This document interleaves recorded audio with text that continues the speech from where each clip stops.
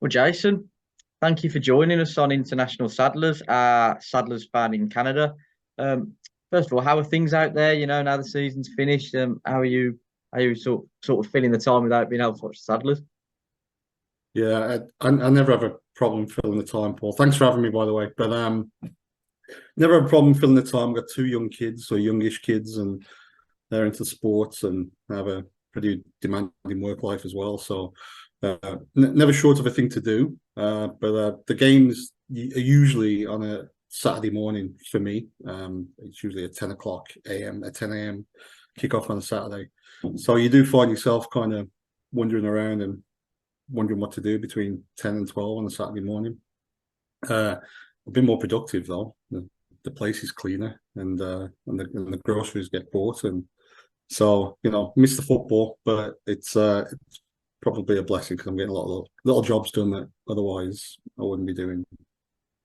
You mentioned it's a 10 o'clock kickoff for a 3 p.m. Saturday game. What's the Yep. sort of time for a midweek evening game? Do you get to watch the midweek ones as well? Not as much as I'd like to. So it's a 5 hour difference. So you're 5 hours ahead of us. There's a little bit of a couple of weeks in the year there where you're 4 hours or 6 hours in front of us, depending on how the clocks change. But for the most part, you're 5 hours in front. And so, a Tuesday night game, 7:45 for you. That's what 2:45 for me. So it's right in the smack bang middle of a work afternoon. So it really depends on my schedule. If I have meetings, then it's kind of impossible. If I have a meeting that I don't really have to pay a lot of attention to, then I've got the game on the other screen, and I'm present, kind of. And then sometimes, if it's important, I'll readjust my schedule so I can see an important game. But the Tuesday ones are always more difficult. Saturday ones are generally pretty easy to watch unless kids have got a game themselves, and then I have to be at the field and kind of try and watch it on my phone a little bit. But I don't miss many. I don't miss many on the Saturdays, and I get a sprinkling of the ones on the Tuesdays, but it's more difficult. So a lot of people tuning into this will be thinking, living in Canada, Warsaw fan. What's the connection? Well, maybe they'll get a hint of the accent. So yeah, I'm a Walsall boy. I was born in Walsall Manor, and grew up in Bloxwich. So know the area obviously. I used to go to the games I think I started going as a 9-year-old, somewhere around there. Didn't have much interest in football before then, but did start going around nine, and that was the that was the 83-84 season. So that was an important season for us, and easy to see why I kind of got hooked, I think, after that. But yeah, I lived in Walsall for first 18 years of my life, and then moved away for university in Derby, and then ended up in Yorkshire, and then finally over to Canada. So throughout all that time, the constant has been Walsall Football Club, right? It's been difficult at times to follow them, especially in the early years in Canada. We didn't have iFollow then, but yeah, that's the connection. It's just stayed with me through everything. Really, it's kind of an anchor point for me, kind of a grounding point where it's more about remembering where you're from, and and the kind of area that you came from, even more than the football sometimes, because football's not always the best, is it, Paul? Not always. But one thing there's that community, Yeah, for sure. family element of the Saddlers, and I feel like no matter how far you are, and especially with the way social media's come, that community, you could be halfway across the world like yourself. We've got fans in Sweden, we've got fans in Brazil, but that family feel doesn't seem to change, does it? Do you still feel that from afar? Oh, for sure. Yeah, that's and the people you're talking about, I've had interactions with them online. There's certainly a kind of little subculture amongst the international saddlers as well, right? So I know there's South African and New Zealand and Australian folks, and we all kind of chip in on a match day and share our thoughts, and it's kind of fun to see that we kind of like try to outdo each other as well. I think it's kind of like there's always I think it's Andy in Australia who's always kind of complaining it's like 34 degrees or something, and I'm here at -20, and yeah, so we, especially when Tom Marlowe's commentating, he's pretty good at kind of including us all, and I think that makes you feel part of it as well. But even the people that are back there, I think the general Walsall fan base is always a pretty decent one, I've found, for including people and welcoming people. And I think they get a kick, I think, out of having these international supporters. I think this little club in the Midlands and international. It's a little bit different with me because I grew up there, but people like Per who have chosen Walsall, or Cleverton in Brazil who have chosen Walsall, gives them a kick. I think we all enjoy that.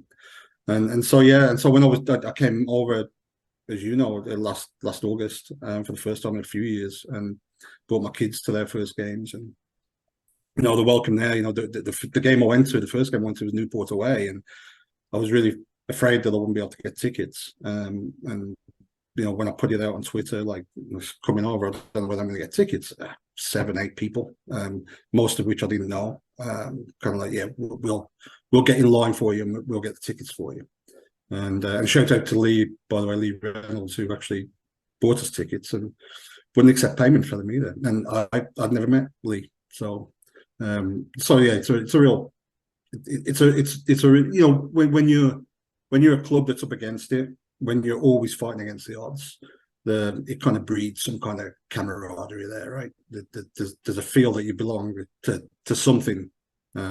So yeah, it's a great fan base, and I'm glad to be a part of it. I wouldn't change it. I'd change where we are in the league, but I wouldn't change the fan base. That's it. I think that spirit is something that we've got that's so unique compared to many other clubs. So, but you mentioned, let's talk about your first visit over, as you just mentioned there, back end of last summer. First time in a few years, you brought your kids to their first game. What was the whole experience like of Newport away, and then the following home game that you came to as well? Yeah, it was good.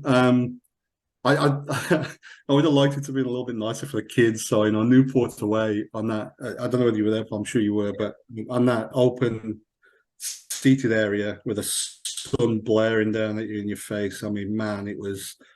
I got pale skin. I was peeling after that. It was a bit of a nightmare. So the kids weren't expecting that. It was a little uncomfortable, if I'm honest.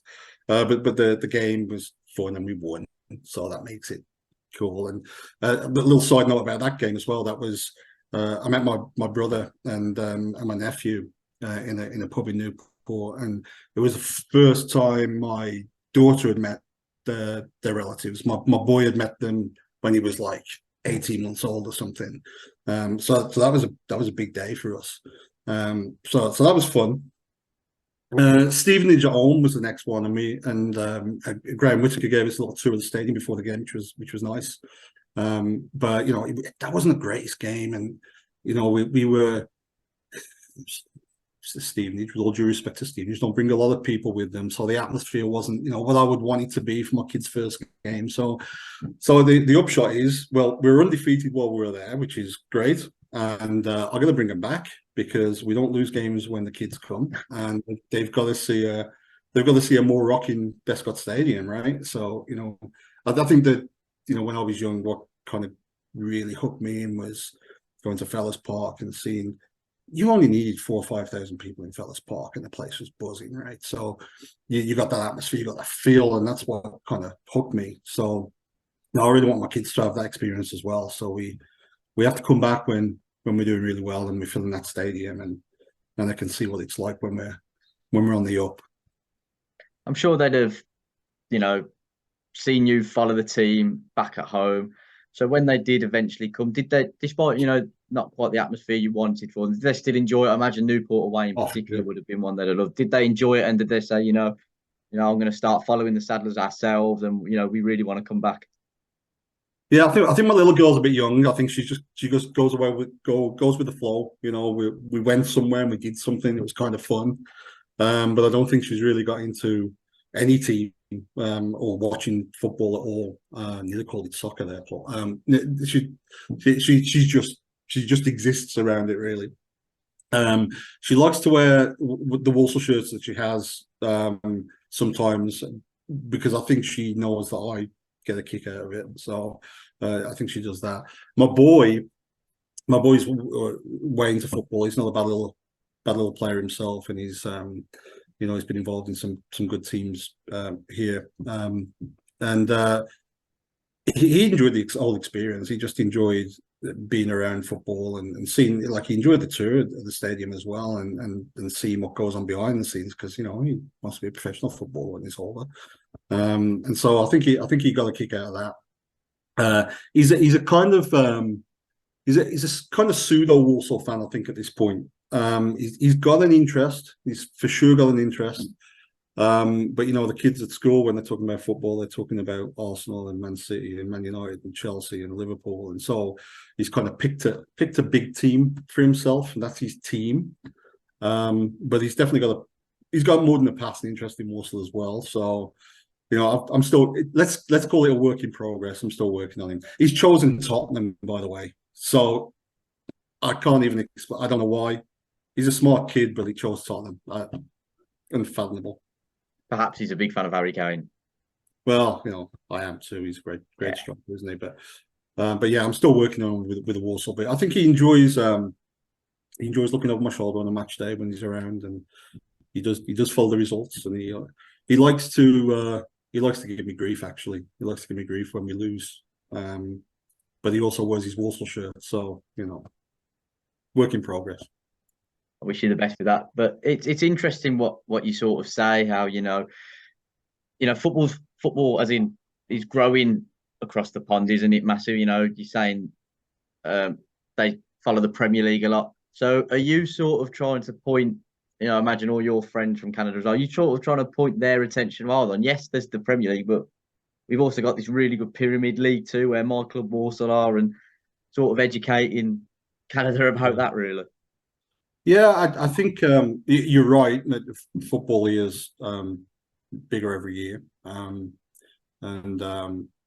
I coached for a while, and you do see that with the kids and the parents as well, where they've got a very limited kind of perspective of English football. It is those top 5 or 6 teams, and then there's something else, but we don't quite know what it is. And I used to meet with parents, I used to meet with kids when they join my teams, and they're quite high level players as well. And I'd explain to them that, hey, England's got at least 92 professional teams in 4 divisions, and kind of the slow churn there. Like, well, yes, you can earn a very good living playing professional football in the 4th tier of English football. And it's the realization that there's more beyond these 5 or 6 teams that they get bombarded by, because we get it on TV all the time now. It's quite a realization for them, I think. That said, there's a fair sprinkling of kind of expats and second generation English European people here that are very well aware of their teams. Like, there's a little community here that I occasionally pop into. I know a Portsmouth fan, I know a Stoke City fan. I did know a Wolves fan, but try to keep away from him. So they do. There is an awareness, and it's more and more. But I think, like everywhere at the moment, Paul, it's kind of like the money and the exposure that the Premier League clubs get is just on an absolutely different level. And I think here in Canada and the US, the rise of MLS as well also takes a lot of attention from the kids, which is good because they need their local teams. But it leads to a surprising lack of apathy for clubs like Walsall. Not many people are kind of flicking the pages over to get to the 4th tier and picking a team there. It's the Montreal team, or it's another MLS team, or it's a European team. There's a lot of fans of Real Madrid you see around, and Barca and Juve and Man United and Liverpool. Not a lot of people know much about Walsall. I've tried to preach the gospel. Get looked at like I'm a lunatic sometimes, but yeah. Well, hopefully that Sadler shirt is beaming around the streets of Montreal from yourself. But you mentioned earlier about how when you first sort of made the move over, obviously there was no iFollow back then, and it was quite difficult to keep in touch. So how did you keep in touch with how the team was getting on? Yeah, it was a tough one. So my Saturday mornings used to be, and this is the time, like, so I'm talking 2000, right? So it wasn't, high speed internet wasn't really a thing. And in fact, in my first year or so here, I didn't have internet at home at all. And so I lived in an area just outside of downtown Montreal, and there was an internet cafe. I don't really remember those, but there was an internet cafe about 15-minute walk away from my place. So my Saturday mornings, I would take a stroll down to the internet cafe, grab myself a coffee, and plug into the BBC live updates. And so you kind of be refreshing the web page every 30 seconds, and the BBC would tell you, hey, there's a throw in 37 minutes, a throw into Walsall. Oh, and that's how I'd follow it. And then a couple of days later, you get the English newspapers coming in the news agency. So I'd pop down to the news agents, and I'd get one or two newspapers. And at that time we're in the second tier at that time. So that time you might get 2 paragraphs in the Daily Express of a match report. So that was gold. So we'd take those, and my old buddy Ian Willits, who I haven't seen for ages, in Bloxwich, he used to send me. He used to get programs for me for the first couple of years I was here. He used to buy me programs and get them sent over for me. So that was really cool as well.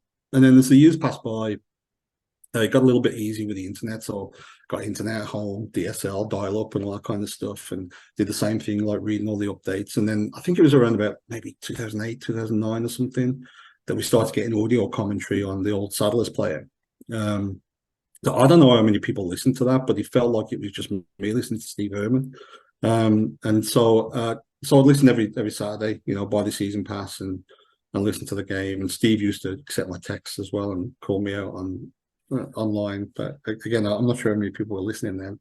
And then obviously a few years later, we got the visual as well. We got the video as well. And first couple of years of iFollow, it was painful. You tune in on a Saturday, you didn't know whether it was going to work or not going to work. And but that's how it's happened. And the last few years have been much easier, with social media, as you say, and you can see clips and get opinions and get reports. And I'm watching the iFollow myself, so I can actually see the game and have opinions on it. And sometimes I'll tune in online to the WM phone in afterwards and have a listen in as well and see what people are saying, and enjoy it when the Wolves lose and hear those calls coming in.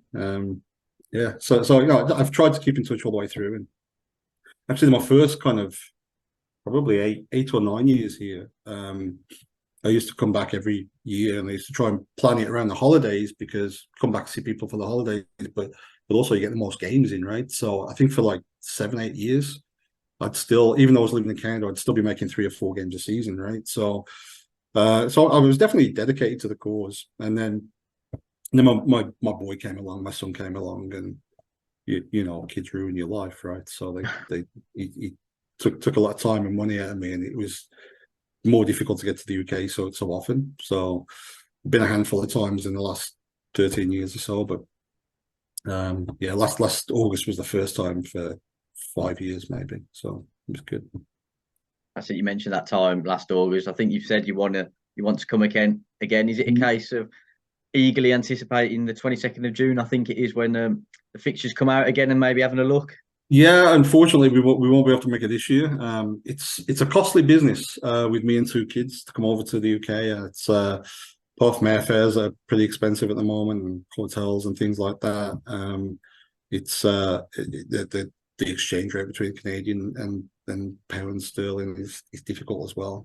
Pound sterling is always worth a lot more than Canadian, so it's a real expense to come, especially with 2 kids. So this year it's not going to happen.